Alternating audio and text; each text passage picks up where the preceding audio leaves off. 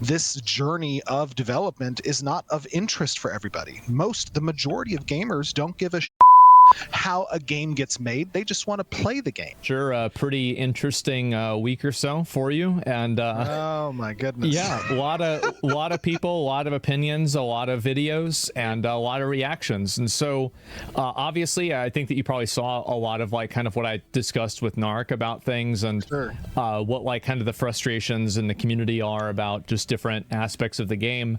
And kind of like what's your take on it? Like how do you feel like people have been responding? Well, I think the first thing that's really important is, you know, I get a lot of comments from people that say I really shouldn't be responding. I'm the head of the company. I'm the, you know, head of the project. Like, you know, let this be a news cycle and go away after 3 days. But I want to give context into why I engage, why I respond, even if it means that it gives life to, you know, the negativity or the claims that are not true beyond the news cycle that might have occurred with just that single video.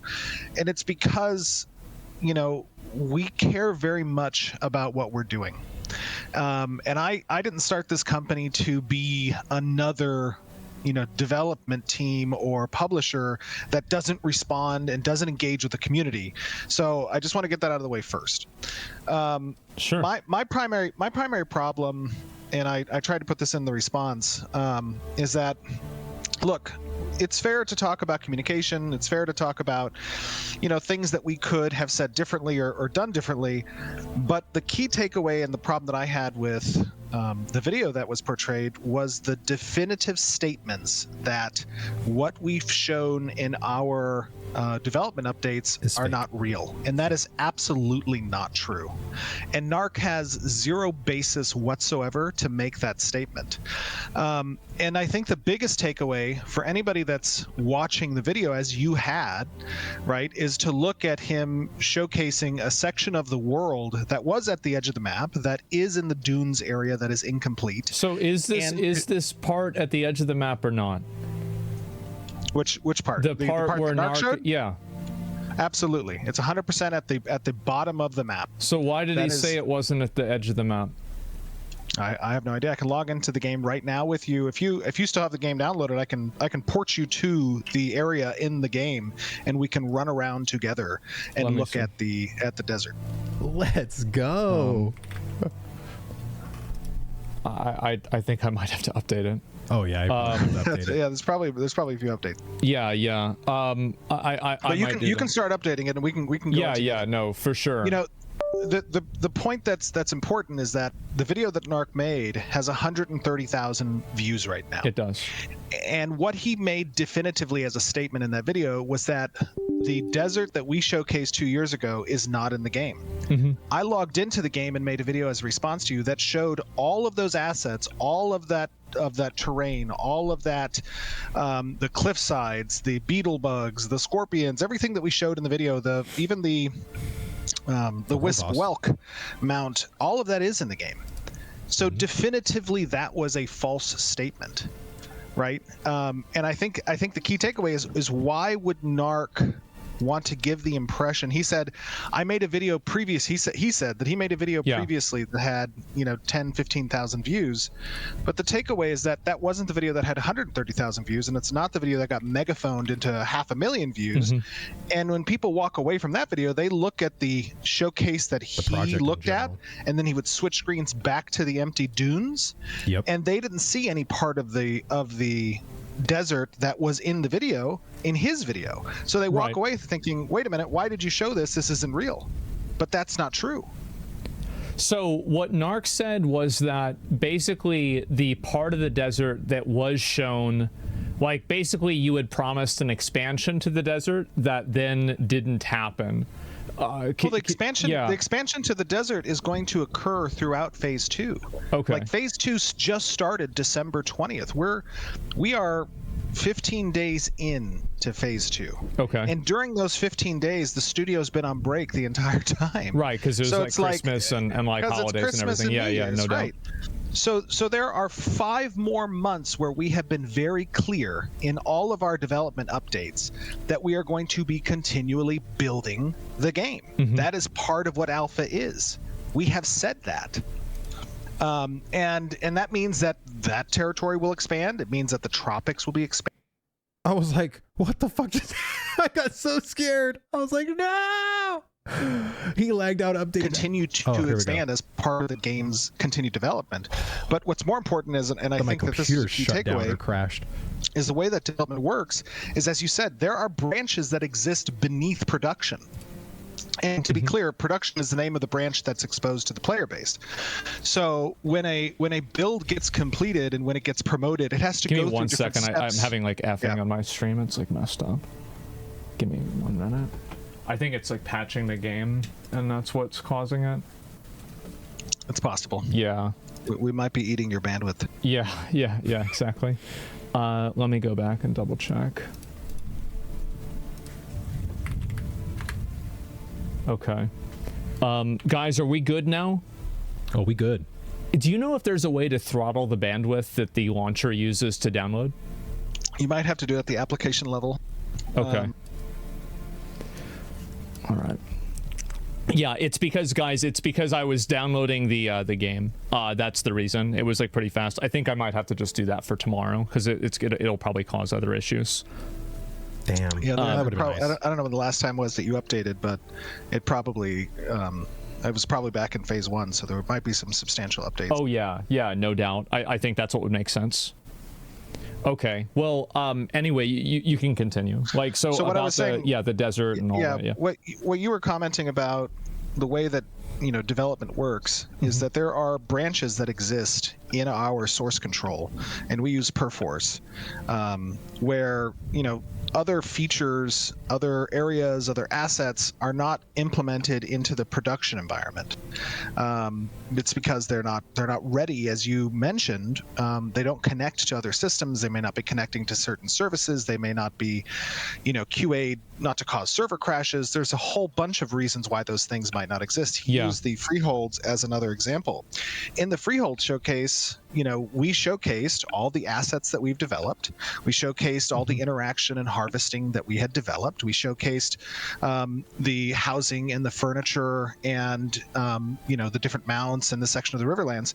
All that stuff is real. But Narc definitively stated in his video that this is quote unquote fakery, which is a complete slanderous and liable statement to make. And he has no founding or expertise to make that type of a statement, which is, he also said that, hey, I'm just a normal guy. I just want to step away from the game. Well, then by all means, like 100%, I advise that. Like, we are not anywhere near complete as a development. That is the whole part of this process. And I have said time and time again that, like, this journey of development is not of interest for everybody. The majority of gamers don't give a shit how a game gets made. They just want to play the game. And that makes sense. I understand that. That's totally normal. But we are showing it so that people who do care, which is a minority of gamers, have an opportunity to have a voice in the development of these systems. So what that means is in this showcase you have here, the freehold example, we're showcasing how the freeholds have been developed thus far. Does that mean that they can exist within the ecosystem of Alpha 2 because they're either not connected into our networking system, or we don't have the icons and the UI to interface with the deployment of the buildings yet, or we're still utilizing the tax services and mail systems to facilitate that, the cargo, the construction of that? None of that stuff we showed in the showcase because it wasn't developed yet. But what we did showcase was the interactions with the harvestables, the ability to interact with the livestock. All of that stuff is real. And when you go into the game now, you can purchase a freehold. You can own that freehold. You have specific permissions to that freehold. You can create root balls through the artisanship system. You can plant those root balls. You can harvest those root balls. It goes into the economy. That is what we have shown. And the same is true for the desert. But my key takeaway is that as a viewer, if you're watching Narc's video, You walk away from that video under the assumption that those things don't exist because he definitively states they don't. Yep. But they do exist in the current alpha.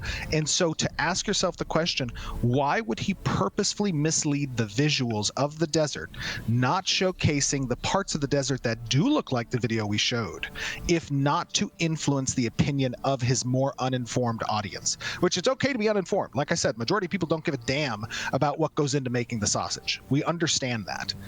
But we're not doing this for those people. We are doing this for the people that care to have a voice in the project. Yeah, okay. Yeah, no, I understand that. So with the freehold system and like the way that works, so the way that it looks like in the demo that you showed, like with the rabbit mount and everything, and like slaughtering the pig, like does it function that way? Like how much of that functionality is accessible right now in the beta at this very moment? At this moment in time, with the freeholds, you can currently harvest resources. You can plant the resources, and there is the Lightfoot Leveret mount, which is the bunny mount that you saw, that you can acquire as well through hunting. You know, those things are currently in the game. And then what we're waiting on is the deployment system for the buildings, and we're waiting on the cargo system that should be attached to the freehold that allows you to bring resources to the freehold's location and store them at the freehold in order to construct those blueprints. Yeah. So that's still in our development branch, which is getting QA tested and some additional code to attach it into the node service, because the freeholds are expected to exist on what's called our node service and our zones of influence, because that's how estates are governed. So right now, what we've done to implement the initial freehold system is we've pre-placed certain freeholds throughout the world, so that we can test permissions and we can test the planting and those types of things. And then once we're ready to implement the estates, which means it has to go through our QA branch and then eventually get to staging before it makes it to our Alpha 2 production branch, that is when players will be able to then place freeholds under the estate system. So, okay, but like you can't, like, for example, like slaughter the pig or something like that now. Like, I mean, so like for like percentage wise, it's probably like 20-30% of like what was shown that like you can do right now in the alpha. There are chickens and there are pigs that you can get if you have a tier 2 upgraded node farming station. Yeah. And then you can place those on the freehold currently as you do the trees and the herbs that you can harvest. And so the pig will appear and then you can slaughter it after a period of time. Okay, so you can do that right now inside of the game in the alpha at this very moment. As long as a node has upgraded to a tier 2 building, yes. Okay. So, all right. Well, that makes a lot of sense. And let's see. Besides that, I feel like there was also the concern about basically the communication for like these different phases and how it works. But actually, you know what? Before I go to that, you were mentioning a development branch. So correct. Basically, there is an internal version of the game probably where more of these features are available than the public alpha version of the game. Is this accurate? Well, there are a lot of different branches within our Perforce where we do development, right? We have an engine branch, we have an ICS branch, we have a development branch, we have our QA. Like there's a whole bunch that has these that have these features in different states that they're not all necessarily interconnected. They don't necessarily connect into the network or the services yet. That work hasn't been completed or done, right? It's still they're all like modular different things. That's correct, right? Yeah. And so what happens is as those features get more complete, they get integrated, and that is where the integration layer exists, and then they get tested. So a great example of this that Narc was talking about is something called our dynamic gridding, which right now our network utilizes a server meshing technology, which is currently in the game. So he says that's not real. It's not going to happen. Yeah. That's crazy. So I don't know if, gosh, I wish there was a way for you to log in. Oh, I can actually stream and you can watch. I can show you. Let me see if I can do that. Give me 1 second. I'm going to just spam a bunch so it doesn't show our DMs or anything like that. And Let me make sure that that's good. I'm going to start streaming real quick. Okay. And maybe you can just watch me play on a development client on the Alpha 2. Okay. So I can show you, the different server workers. Yeah. All right. Okay, I just started. Moonman, just thank you so started much for the streaming. sub on YouTube, man. Thank you. One second. Let me make sure that I can look at it. Thank you for everybody who's been subbing on YouTube lately and on Twitch. Thank you. I don't want to talk so much during It the doesn't interview. show yet. Oh, I am streaming from on YouTube. Twitch. Okay, Twitch. okay, good. I thought I was gonna have to screen share from Discord or something like that. All right, yeah, sure. Oh, which channel? Oh, that's a good question. What is my channel? Steven Sharif. Hold on 1 second. Yeah. It is Steven Sharif. So it's / Steven Sharif. STEVENSHARIF. Can you just link it to me? Yeah. Do that. Sorry. Hold on one. Hold on 1 Okay. second.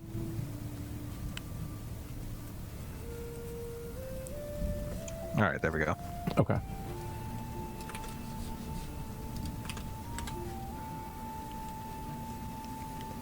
All right. So and this is in the dev client of the game. Is that right? Well, so this is the production environment, which means this is Okay. our live Alpha 2. You can see that Okay. So there's this is the a live bunch- game. Yeah, this is the live game. Okay. But I'm on a developer client, so I can do certain things in the live game that you wouldn't normally be able to do. Right. So when he's talking about, Can you when go he's to that talking about- area that he was showing that was like super empty? yeah. Okay. Hold on 1 second.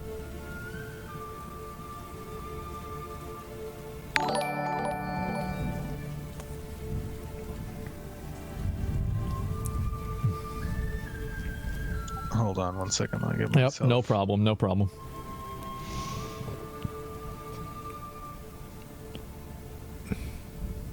Give myself a little dude. And are these trees actual assets, or are they just images placed in place of an asset? Well, I think that's part of nomenclature that I think needs to be better understood by people who don't develop games. Right? Is like when you say, "Is it an actual asset?" Oh, yeah, you're right. That's bad. So, like, can you interact with the trees? So the trees cannot yet be interacted Okay. with in the desert environment, and there's a reason for that. Our artisanship service is a very complicated service. We, as you may or may not know, we have certain interactables that are mined materials, that are wood, Sure. that are herbalism, whatever. The way that works is those exist all throughout the different areas of the map, and certain types of resources are supposed to spawn in certain areas. And so because of that, each interactable node that you might see, and let me just show you for a quick. I'll just go and show you in 1 second here. Yep. Each interactable object is governed by what's called our artisanship service. That mount's awesome And looking. it's a way that you kind of create this dynamic server grid where you pull as many processes off of an individual Unreal Engine game server, Yeah. and instead you have those governed by a service that lives off of the game server and that game servers can talk to. So, for example, if I go up to this tree here, well, I don't have the appropriate level, so it's red. Hold on. Yeah, sure. Let me give myself all of the. Yeah, do a little bit of cheating. I know. Yeah. I'm cheating. Let me toggle max. So let me go back up to it. So now I can start chopping this tree that I have a certain level. Okay. But this tree is governed by an area that is under our Riverlands artisanship service. So the trees that are currently in the desert biome can't yet be interacted with because we haven't extended that service into the desert biome. I see. So there's right? basically and like, we let's say we told players you have and we like told players there's about like a middleman that's like not available, so you can't do the interaction. Is that accurate? that's correct. Okay. That's that's generally correct. So hold on, let me fly to the area that Narc is talking about.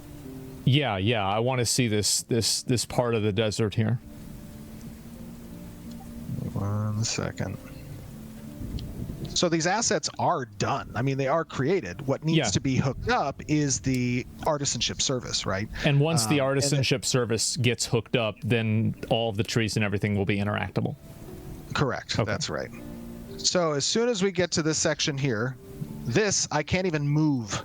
Like, I am blocked right here because this area is off of the map. This is the edge of the map. Okay. So this is a wall. I am stuck on this wall. And can you just go around and like kind of show the, yeah, just to get an indication of like, cause yeah, I mean the exact spot that he was at, but like, is this true? Like pretty much entirely around? And then this is what's called our node quirk. So the way that cities exist within the game is they can be developed by players.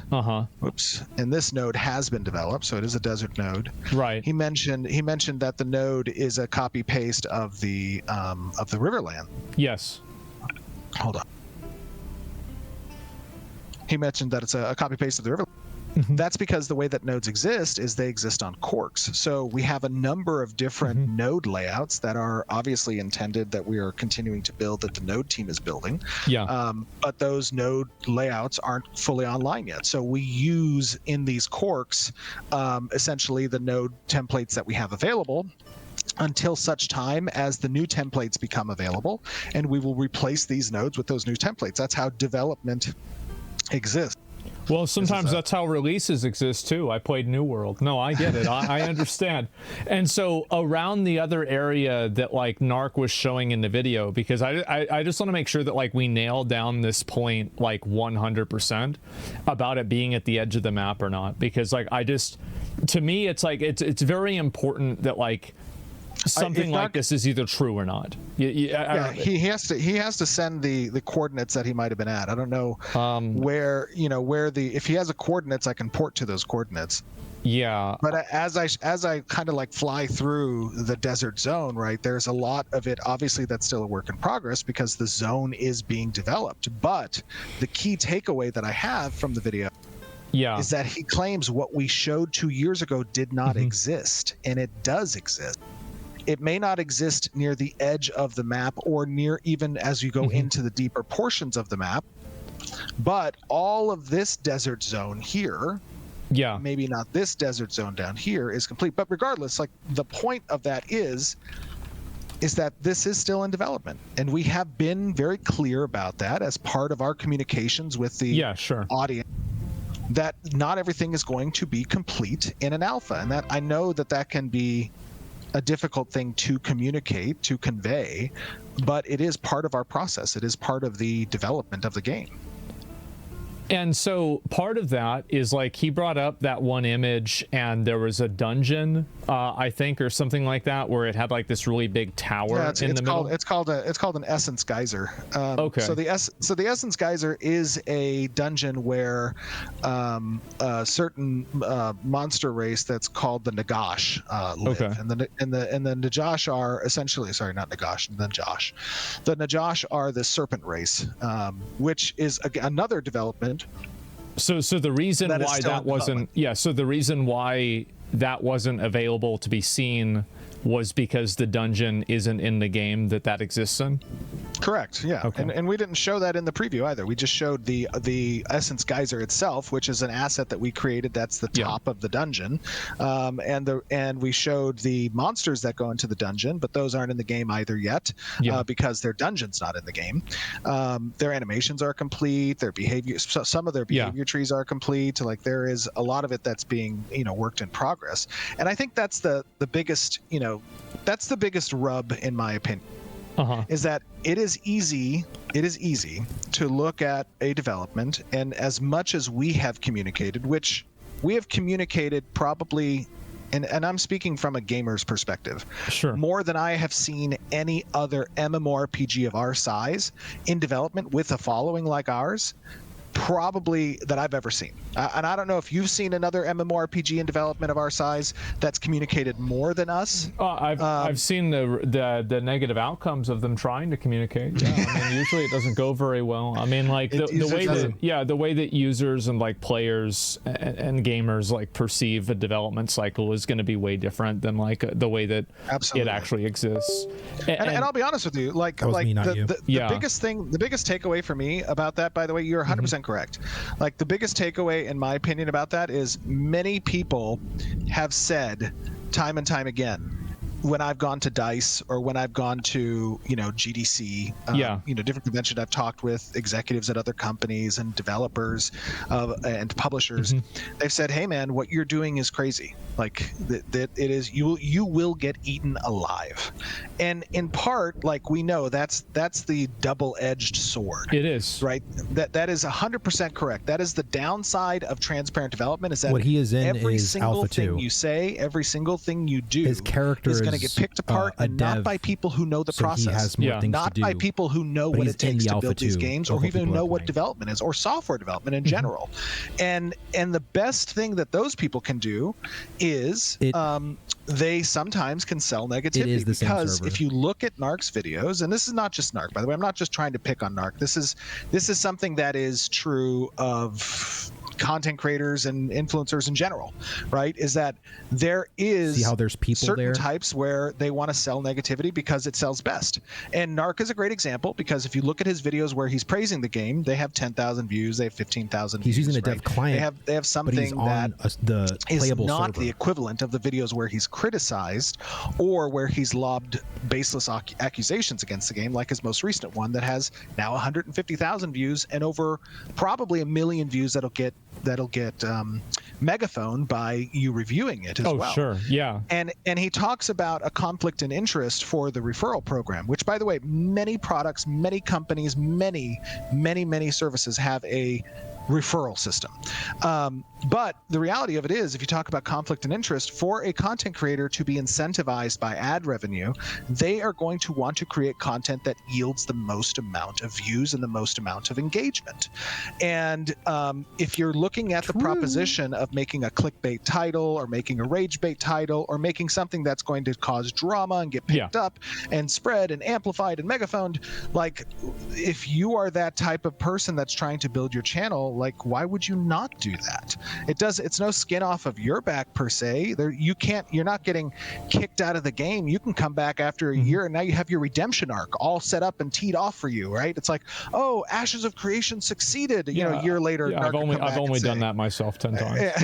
Yes, I'm right, fully aware. But here's the part that gets missed by a lot of people, is that there are actual human beings behind the screen that are devoting their 100 hours a week at times to build something where it matters to us very much the public's reception, the public's perception, and that is why we create these things. And to see someone say something like, they lied to us, it doesn't exist, it's not in the game, when he has no basis for fact there, that is a super, super hurtful, sad thing to have to endure. It's either something that's true or not at the end of the day. Correct. Right? And so, like, if it's in the game, then you can show it in the game. If it's not in the game, then it can't be shown in the game. Correct. Like, that's why I made that response video. Yeah, I feel like it's actually like a super, super simple dynamic. And I think that, like, I feel like with content, it's not necessarily always something that's negative. It's something that reinforces viewpoints that people already have. So, like, if people already have a viewpoint that's something, it's confirmation bias. People want to hear that their opinion that they have is already accurate. And so, for sure. But I will say one thing to that, Asmon. I will say one thing to that. Yeah. Is while you're saying it's true, it's either in the game or it isn't. The fact of the matter is that some percentage of the 150,000 views that he's already garnered with that video will not see that truth afterwards. They will walk away. They may not watch the follow-up video. Retractions that's how media never works. get That's how marketing works. The and attention they're eventually going to. It's kind of like that effect, where they say we have too many satellites in orbit, and eventually trash is going to start, hitting each other. And it's going to have this exponential growth of trash throughout space or whatnot. That the same is true for a viewer. right? If a person walks away with a now what you've described as a confirmation bias, with an opinion that they formed based off the video that they saw, Yeah. and they don't get to see the follow-up, they get to go ping pong that on Reddit. They get to go ping pong that in the comment section of another video. They get to go ping pong that in the Twitch viewers. Yeah. And then that spreads to other people. So to a degree, that is why there are libel, slander, and defamation laws that exist, because you cannot control what those things are. Now, Narc made some very definitive statements that are inaccurate and false. And I would be well within my rights to act upon that in a very legal manner. But I can't do that, obviously, right? That's not to my benefit. It's not what I want to do anyways, even though it defames and hurts me, and I can't control what that bias is. And now I'm forced to roll around in the mud, right, about the project, which is taking away from really what the focus should be about. It's the focus on a project. Yeah, no. Yeah. I get what you're saying. So, like, how do you feel about, like, the way that Narc feels about the communication? Because I think that there's been a lot of people that have felt. Look, if Narc had made a video that said, "Hey, I think you should have communicated this better, and I think you should have communicated that better," 100%. That's the whole fucking point of us being open about the transparent in the first, the process of development in the first place.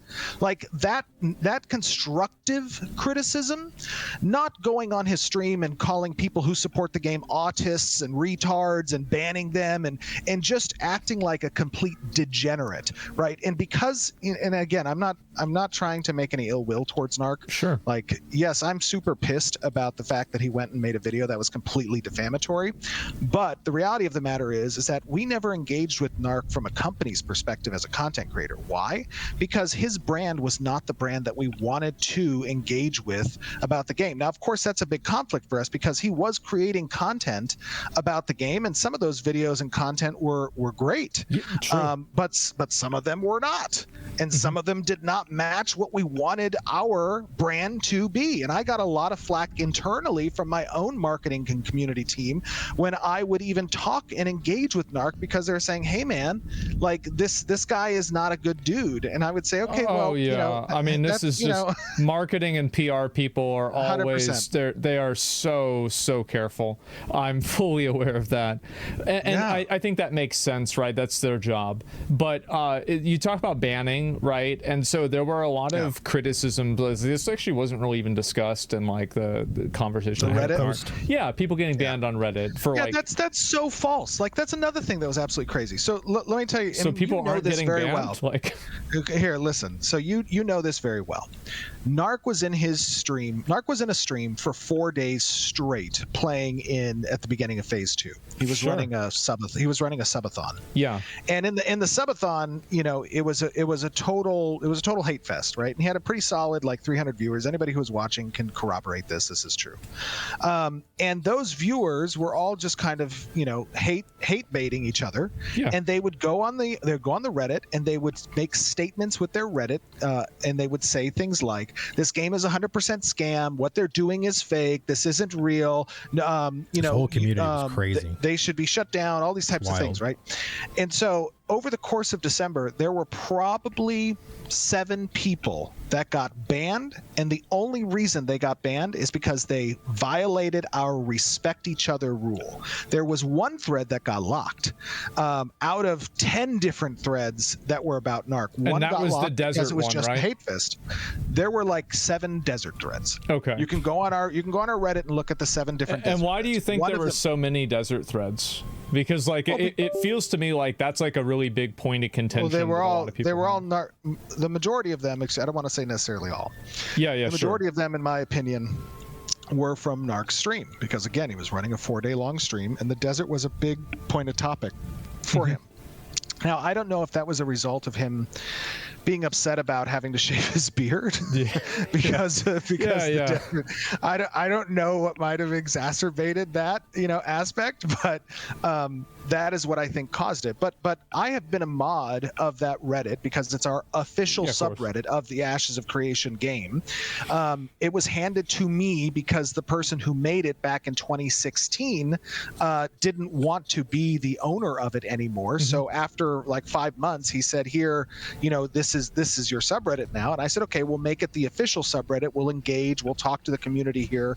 We'll make sure to enforce some decorum as well. So you're saying that like if a person goes and they make a post on Reddit right now that isn't like insulting or like saying it's a scam or everybody's lying, and they have a constructive post about Ashes of Creation on the subreddit, that they're not going to get banned for it, even if it's completely negative?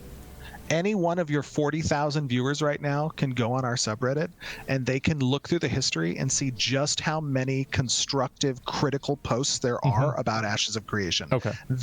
I would even say it's really true. That a healthy, probably half of that subreddit is reasons why a game design is bad, or reason why a system it's mostly negative, or reason why the communication isn't good. I don't ban people at all. Our Discord is the same way. Like I have people constantly that'll ping me with feedback that's like, hey man, this is a terrible design, you shouldn't do this, the game's gonna fail because of this. I don't ever respond to that in a negative way. That's the whole purpose of this development, is to garner that level of interaction with the community. That is what we have done for 8 straight years. It is a completely false narrative for anyone to say that. Well, if I look at it and I look at the subreddit, it does seem like there's a lot of critical comments that are made, and these comments are not being deleted. So no, of course not. Like, well, first of all, you can go on to there are a number of different websites that you can go onto, and you can see if there are any deleted comments. Like that. I mean, that is just a factual truth. Okay. Well, that's at least good to know. I'm thinking about some of the other components of this too, and so if you're talking about, go ahead. Here's the other thing, Asmon. Yeah. It's like when you put these things into perspective, and your audience is a very I consider myself a member of your audience. Thank you. I enjoy your takes. I love watching you. We have a lot of people in the studio that are Asmongold fans. I mean, that's why I invited you to the Asmongold Guild when you joined Alpha One. I remember that very well. But what I will say is that, like, if you put these points into context. Look, I don't know what's going on with Narc. I don't know, why he's come to these conclusions that he has. I have assumptions. My assumptions are it's because, this is the reason of him wanting to farm views and engagement or whatever, and then maybe he'll do a redemption arc later, and that's like his master plan. I have a lot of different commentaries, but it is what it is. I don't really care. Only thing I care about is that when someone makes false and defamatory statements and it gets 100,000 plus views, and then it gets 500,000 plus views, and it demeans the character of myself or the 230 plus families that I care that are putting their hearts and souls into this game, of which I put over $55 million of my own money into the development of this game. There has never been a dime or profit that's been taken from this company in 8 years. When someone says that, it is utter, and pardon my French. It's going to piss you off. It's bullshit. It's complete fucking bullshit. Yeah. Total bullshit. Well, all right, I'm going to ask you, like, I don't know if you can really give me the answer for this. Like, $55 million, there's no way you can make an MMO with $55 million. Like, how much money do you think it's going to take to make the game? At least another 50 minimum. Like, I mean, at least another 50 I'll be on the hook for. Minimum. And by the way, we've grown to 230 developers. That's not 230 developers in the middle of Croatia.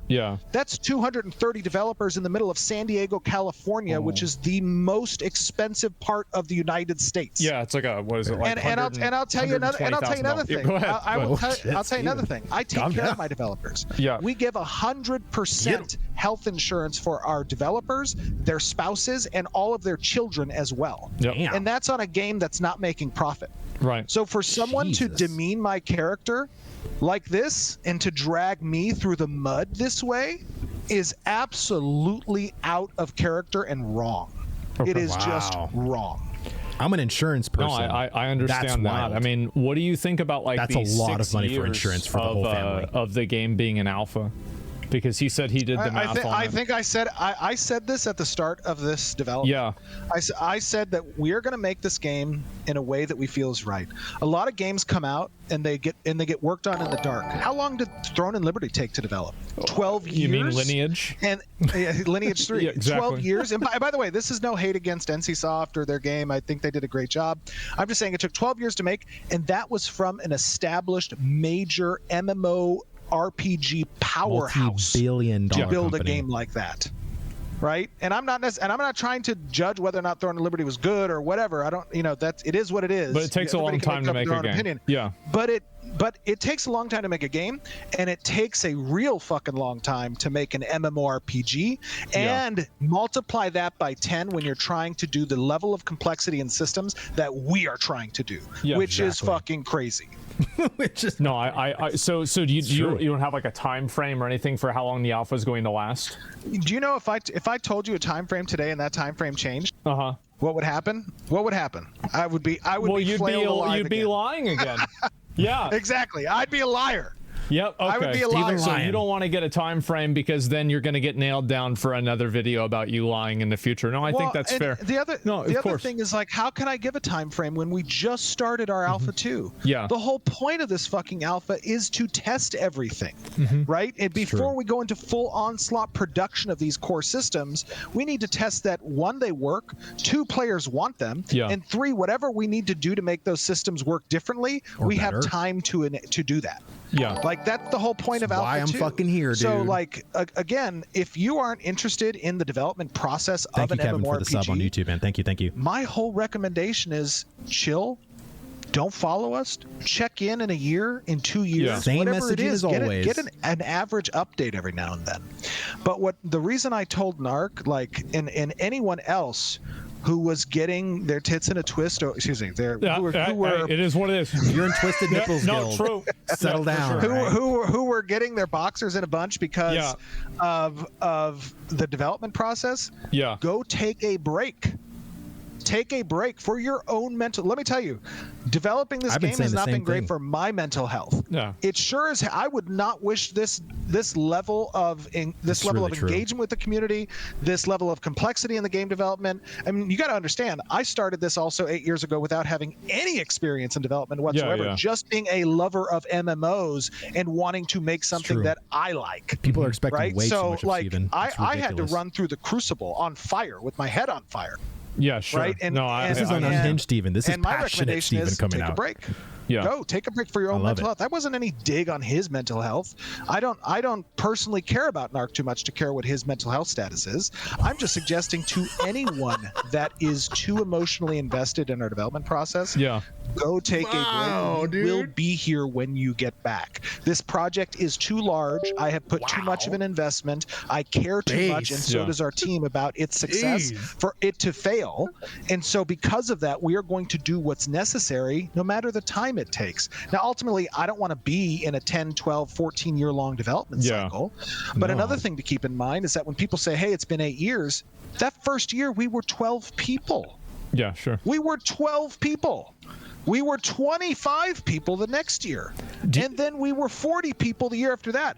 We didn't start this development with 500 people on the side. I don't have $700 million that I've collected from crowdsourcing like Star Citizen. And again, there's no heat against Star Citizen. It is what it is. I'm just saying, like, this is a project built of passion. And by the way, Ashes isn't going to be for everybody. We are a PvX game. Probably half the market doesn't want PvP in their game. Half of the market share of MMORPG players probably do not want our flagging system. But I understand that. And there's space in the market share for a game like us, even if half of the people don't like our visuals, don't like our art, don't want our, mechanics. Okay, do we want to gatekeep the other half of the market share that do want that? Yeah. Is it, if you don't like it, does it mean it shouldn't be made? Does it mean it's a scam? Dude, Steven's does it mean that you should demean the character of the people who are putting their blood, life, sweat, and tears into the project and make false statements that you yourself can be liable for like that, Narc? No. So if you want to walk away, if that's truly your intent, then by all means, walk away. Don't drag us through the mud in an effort to get views and misrepresent represent the game when you do it. Like, come off of it. So we could go back to this old desert situation, right? About it being an expansion to the desert. Now, whenever you were talking about the expansion to the desert that was going to happen on December 20th, what is that? What? That's the nodes. That's the node. Okay. So these three locations, you see this node that says Athanar, Sunhaven, and Asmara. Like, those were nodes that didn't exist before the 20th. Okay, so those all got added. Now they have can you go to one of those? Like, because I think you went to one of them. Yeah. Okay. Hold on 1 second. This is wild, dude. To think, I didn't know this was gonna happen today. And how many people, by the way, are on the server? Like, do you have any idea of like how many people there are? We have over 110,000. I think it's like 112,000 people now that are participating in Alpha 2.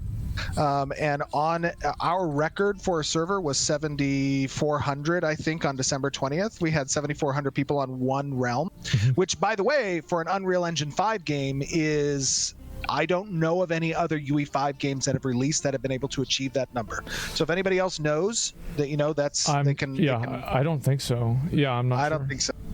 So this is the Sunhaven node. Okay. Right? And this. So this is one of, and this was added in the December. Okay. So this is correct. So to say that like there was nothing that was added, this was added.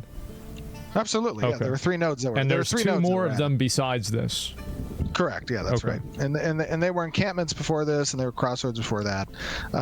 So anybody that played it, they can come and they can see this. There's building sections here that a mayor can construct. Is one of them called Asmarin? Because I think that's where a Narc was in the video.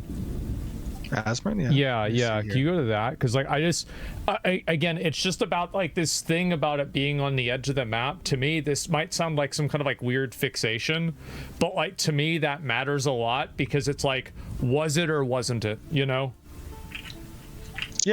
that's fine. The other key takeaway is that like, whoops, I got stuck under the ground. Yep. Nobody look. You're not supposed to teleport. Hold on. There we go. This is Asmarin. Let's see, where would the edge be? So already you can see that Asmarin is kind of near the edge. Okay. Right? This is Asmarin. Okay, and so it's at the edge down there at the bottom. Yeah, if I look at his map, it just like I don't know. I mean, I could.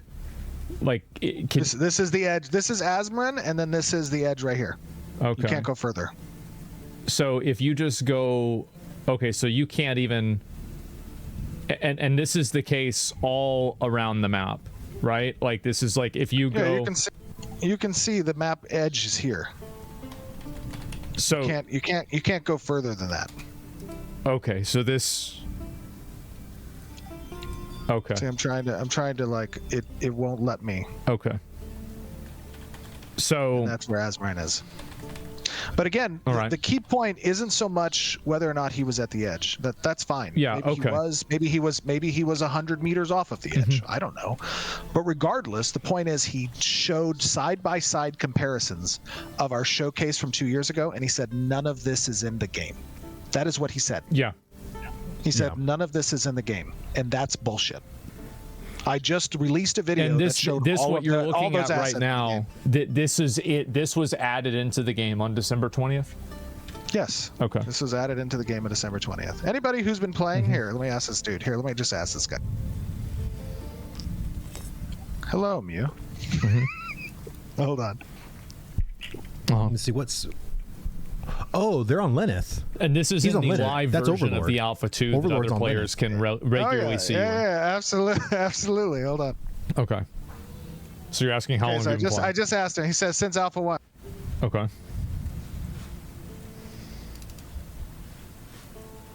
Yeah, a bunch of Overlord people. Overlord has been around for a while. Somebody else saying they were there. Yeah.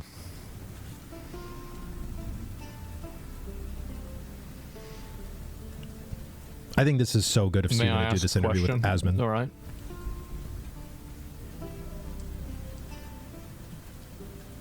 Were these nodes present in phase 1? Might overshadow, hopefully, the reaction that Asmon did with Narc. There you go. All right. Well, he's gonna have to check his PayPal, Hold right? on. Let's give him a hat. We need to give him a hat. Okay. Hold on. Yeah. Boom. We just gave him a Santa hat. Great. Good for him.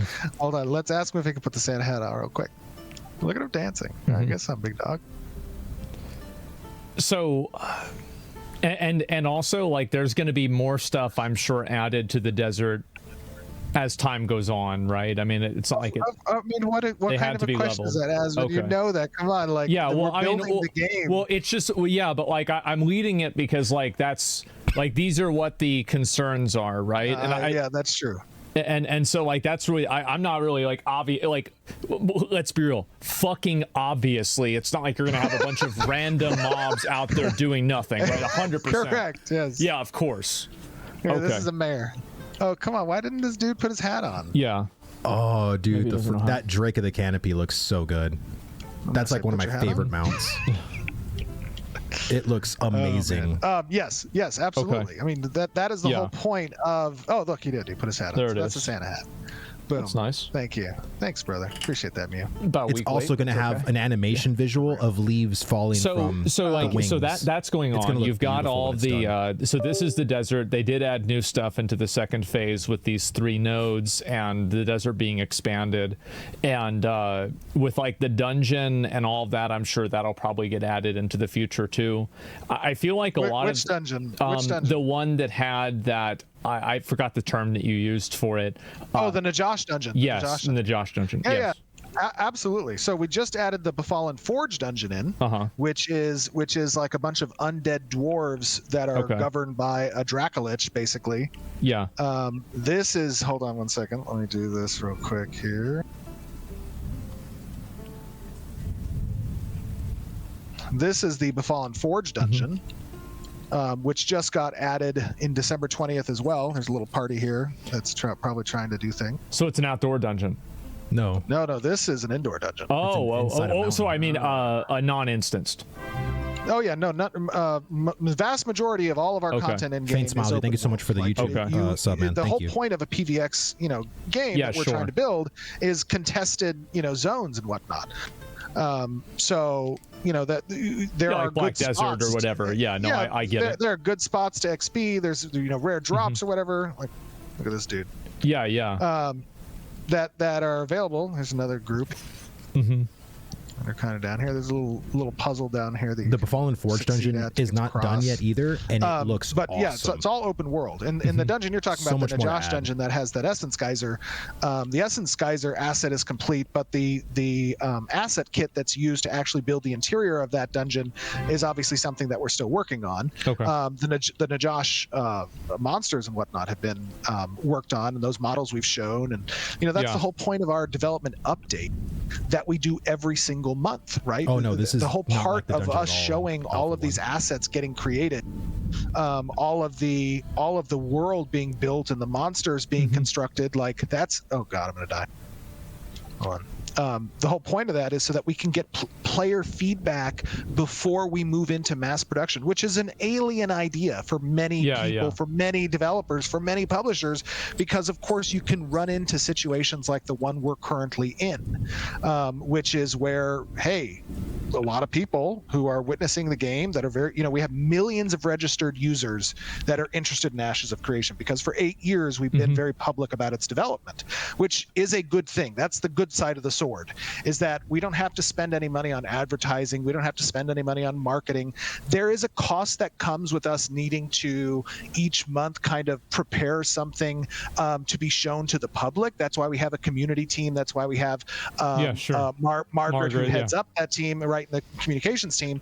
And a lot of development teams don't like having to kind of, to essentially having that exposure to do regular updates, undone. because there's also there's a degree of accountability with it. No, absolutely, I can easily see absolutely. And the biggest concern is that something changes and the community puts you on a flail for it. Yeah, of course. Right, where it's like, oh, you promised this and now it's not a thing anymore.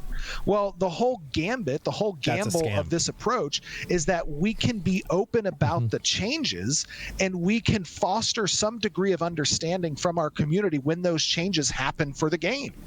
Like, Yeah. isn't that what we want to see, rather than getting something we had no idea about on day one, hating it, and then the game fails, and now boom, that game is gone.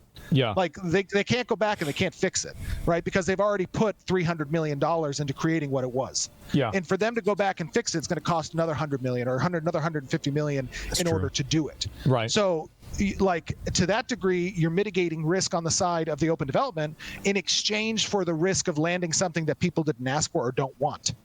Right? Well, in my opinion, it's worth this risk that is now being realized in the communications department. That's a problem, right? And instead, what we're mitigating is the risk that we land on day one without an audience that gives a fuck to play the game.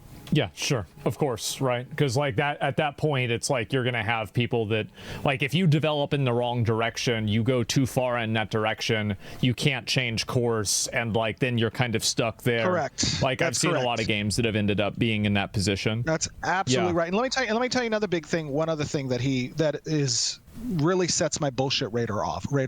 Okay. He says, that he doesn't agree with the pricing. That was the big thing I wanted to talk about. Yeah. No, absolutely. And that's totally fine. Like, this is specifically priced in part to restrict the number of people who are participating in this alpha, because it's not for everybody. In addition, we have to pay for servers to host at a minimum 1 year's worth of time that our alpha is going to be live. And that $100 goes to pay for that 1 year's worth of what would normally be a subscription. Sure. 1 year's worth of what must normally be a subscription. So how much, what does that come out to? And then on top of that, we're giving 1 month subscription with it, and we're also giving access to all the betas. So I get it. People don't want to pay that money. That's fine.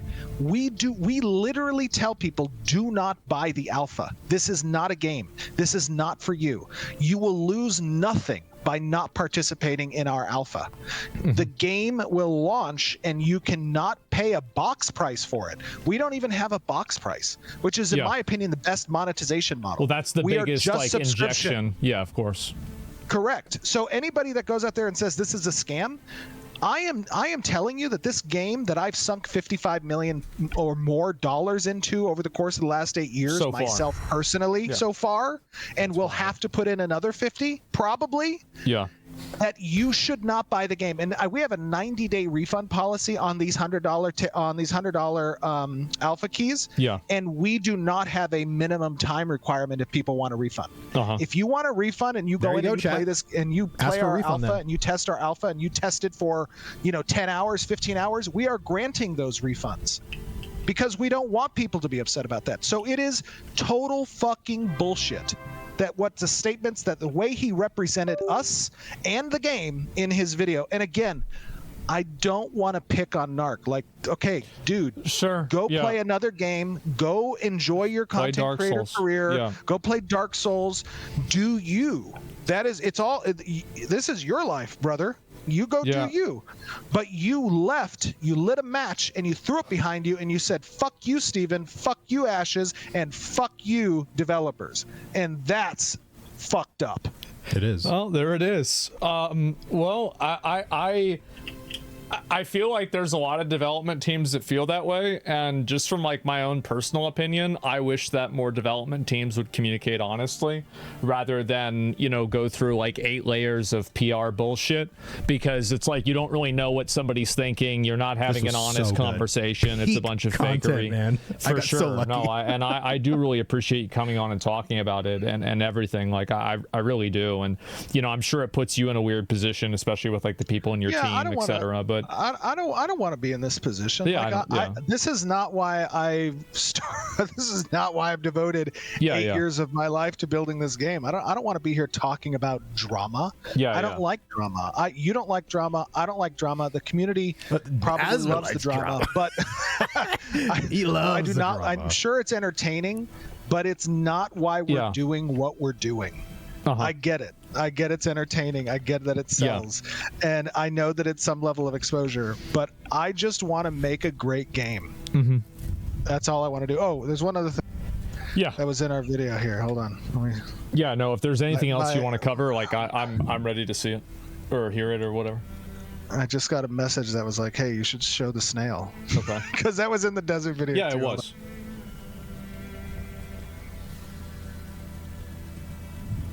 This is our snail. That's the mount, right? The blue one? Oh yeah. Yeah. It's a very rare snail. Okay. Its name is a wisp whelk. And you can walk around on the wisp whelk. I'm going a little fast. Oh okay, my so God. this is the one exactly from the video. That's the snores. Yeah. Yep. And not only that, the snail is a little horse snail. I love the We call it a snores. snorse.